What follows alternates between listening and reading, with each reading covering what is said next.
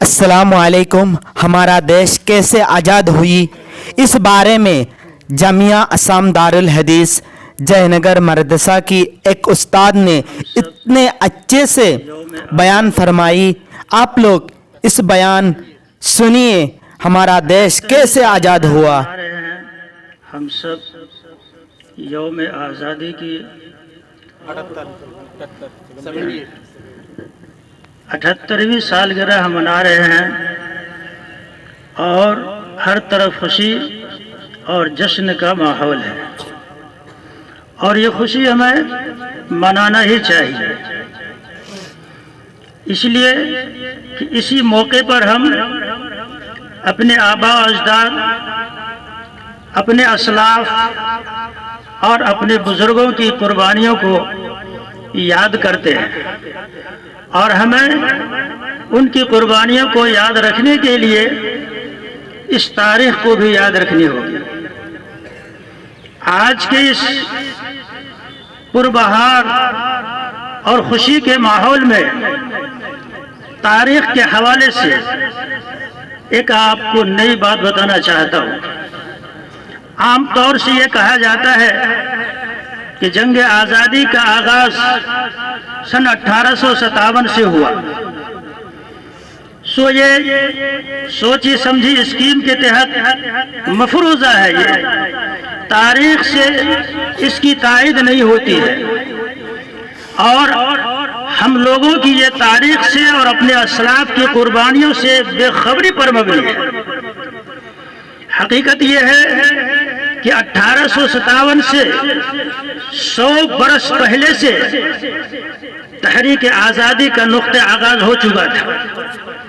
یہ موقع تفصیل کا نہیں ہے، لیکن میں اس حصے کو بیان کرنا ضروری سمجھتا ہوں کہ یہ تاریخ اور یہ دن اچانک نہیں آیا ہمارے سامنے جس میں اور آپ خوشی منا رہے ہیں، بلکہ اس کے پیچھے لمبی خونی داستان ہے. ہمارے اسلاف کی زندگی کے اہم کارنامے اور ان کی قربانیوں کے بے مثال ان کی کوشش اور ان کی محنتیں اس کے پیچھے چھپی ہوئی ہے. جب انگریز اپنی ناپاس قدموں کے ساتھ ہندوستان میں داخل ہوا، تھوڑا سا میں آپ کو پیچھے لے جانا چاہوں گا تاکہ بات سمجھنے میں آسانی ہو. اس نے تجارت کی غرض سے اپنا 30,000 پاؤنڈ کا ایک کمپنی چالو کیا، ایسٹ انڈیا کمپنی کے نام سے. ابتداءً اس نے بزنس اور تجارت کا حوالہ دیا اور یہی کام وہ کرتا رہا، لیکن اسی کے اندر اس نے دھیرے دھیرے اپنے مذہب اور اپنی شریعت کی بھی اس نے تبلیغ شروع کی.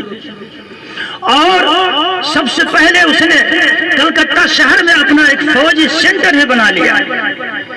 اسی موقع پر سراج الدولہ جو اس وقت کا حاکم تھا، اس نے اس خطرے کو محسوس کیا اور انہوں نے اپنے فوج کی ایک بڑے جتھے کو لے کر کے پلاسی کے میدان میں اترا.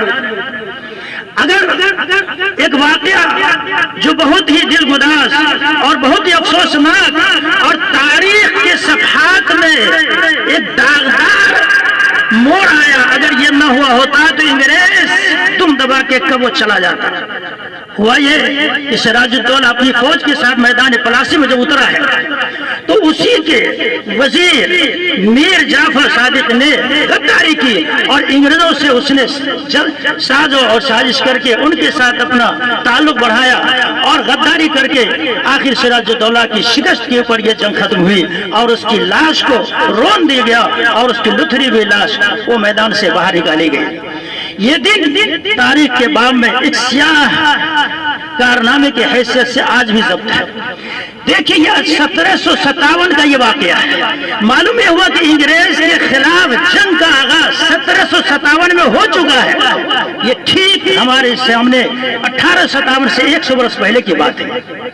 اسی طرح تاریخ کا یہ سلسلہ اور دور چلتا رہا. آزادی ایک تحریک شروع ہوتی تھی آزادی کی، وہ ختم ہوتی، پھر دوسری تحریک شروع ہوتی، پھر دوسری ختم ہوتی. اسی طرح سلسلہ چلتا رہا یہاں تک کہ ٹیپو سلطان بھی سامنے آیا. ان کے والد محترم حیدر علی بھی دشمن تھے انگریز کے، لیکن وہ اسی حال میں دنیا سے چلے گئے. پھر ان کے بیٹے فتح علی جو مشہور ہے سلطان ٹیپو سے، وہ سامنے آئے اور انہوں نے انگریز کے سامنے ہتھیار نہیں ڈالا اور پوری جواں مردی کے ساتھ وہ جنگ کرتے رہے، لڑتے رہے، یہاں تک کہ ان کے اندر بھی کچھ لوگ غدار پیدا ہوئے اور آخر 1799 میں ان کی شہادت ہو گئی۔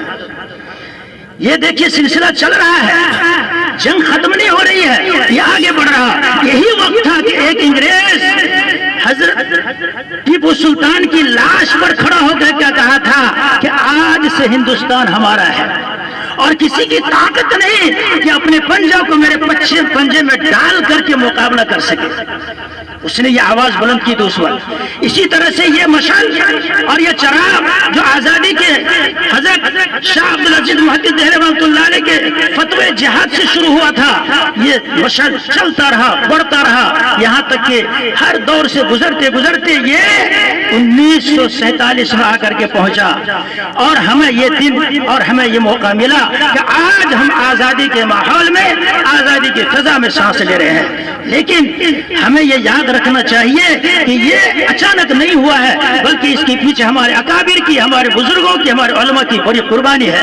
آپ کو یہ تفصیل سے سنانے کا موقع نہیں۔ شاہ صاحب رحمۃ اللہ علیہ، شاہ عبدالعزیز محدث رحمۃ اللہ علیہ کے وصال کے بعد ان کے خاص شاگرد سید احمد شہید رحمۃ اللہ علیہ اور شاہ اسماعیل شہید رحمۃ اللہ علیہ، یہ دونوں ان کے خاص روحانی شاگرد تھے۔ ان کو انہوں نے تیار کیا اور اپنے استاد کی مشن کو انہوں نے آگے بڑھایا۔ یہی دو ہیں جن کی قیادت میں بالا کوٹ کے میدان میں جنگ لڑی گئی، اور یہ اسی کی تیاری تھی، آگے کے لیے اس کا پیش خیمہ تھا یہ، لیکن آخر وہ جنگ تو ناکامی پر ختم ہو گئی، اور لیکن سلسلہ ختم نہیں ہوا۔ پھر انہوں نے افراد کو جمع کیا اور ایک جماعت بنی، اور ہوتے ہواتے یہ 1857 میں آ کر کے پھر ایک جماعت تیار ہو گئی، جس میں غیر مسلم ہندو بھائی بھی شامل ہوئے، اور پھر دونوں مل کر کے یہ جنگ آزادی کو ہم لوگ نے حاصل کیا۔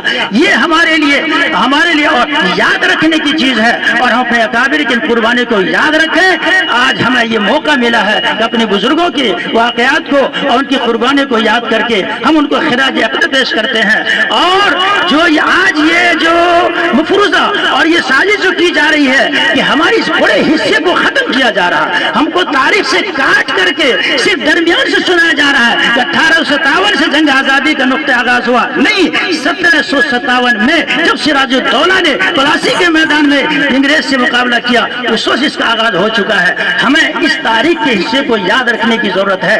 اللہ ہمیں اور ہمارے مسلمان بھائیوں کو اس طرح کے واقعات کو اور اس تاریخی حقیقت کو یاد رکھنے کی توفیق دے، اور ہم لوگوں کو بتائیں، آنے والی نسلوں کو بتائیں کہ ہمارے اکابر نے ملک کے لیے، وطن کے لیے کیسی قربانی دی ہے، اور آج اگر ہماری وفاداری پر کوئی عمل اٹھاتا ہے تو ان کو ہماری تاریخ سے سبق لینا چاہیے کہ ہمارے اکابروں کی یہ دین ہے، اور ہمارے اسلاف کی یہ قربانی کا نتیجہ ہے کہ ہم اور آپ آج آزاد بھارت میں اور آزاد ہندوستان میں آزادی کے سانس لے رہے ہیں۔ یہ یوں ہی ہمیں تحفے میں نہیں ملا ہے، ہمیں سجا تھال میں نہیں ملا ہے، بلکہ یہ خاک اور خون میں تڑپنے کے بعد اور اپنے خون کو ندی کے بہانے کے بعد اور یتیموں اور بیواؤں کو بنانے کے بعد، یہ قربانی کے بعد ہمیں یہ دن ملا ہے، اور ہمیں اس کو یاد رکھنے کی ضرورت ہے، اور ہمیں لوگوں کو بتانے کی بھی ضرورت ہے کہ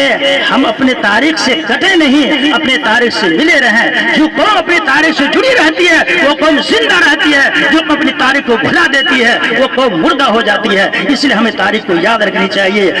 کبھی فرصت سے سن لینا بڑی ہے داستان میری، یہ موقع تفصیل کا نہیں ہے، ہاں یہ ضرور پڑھنے کی چیز ہے۔ ہمارے بزرگوں نے اس کو کتاب میں محفوظ کر دیا ہے، ہمیں پڑھنا چاہیے اور ہمیں اس کو یاد رکھنا چاہیے۔